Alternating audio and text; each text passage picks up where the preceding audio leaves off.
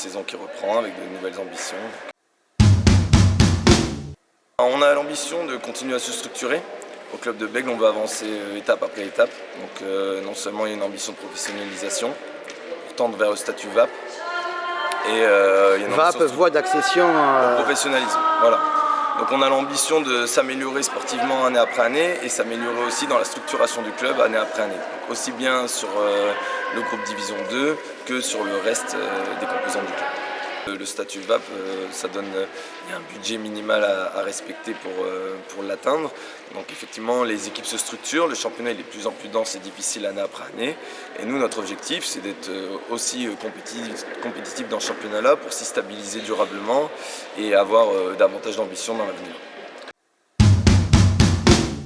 On va s'appuyer sur vraiment les forces de notre équipe, c'est-à-dire être capable d'alterner les projets défensifs avec plusieurs dispositifs, dont des dispositifs étagés, perturber au maximum les adversaires, être capable de se projeter très vite sur le grand espace, parce qu'on a les joueuses qui s'y prêtent. Il y a aussi une nouvelle règle avec un engagement rapide qui va se mettre en mouvement dans le cercle des 4 mètres, qui va pouvoir favoriser ce jeu-là. On avait la volonté de modifier l'effectif puisque c'était un groupe quasiment inchangé depuis 4 ou 5 saisons. Il a été fortement rajeuni. On a pris des jeunes joueuses ambitieuses et pour la plupart issues du territoire néo-aquitain. Et puis on l'a complété aussi par des joueuses plus expérimentées et aguerries de ce championnat de Division 2. Comme qui ?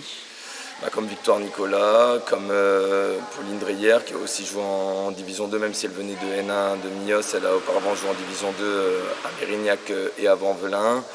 Et puis après on s'appuie aussi sur les joueuses existantes qui ont aussi une expérience quand même assez importante en Division 2, donc aussi bien nos 2 gardiennes de but, mais aussi Elsa Deville, Jade Lasserre, la lycéaille qui maintenant sera sur sa 4e saison en Division 2 féminine.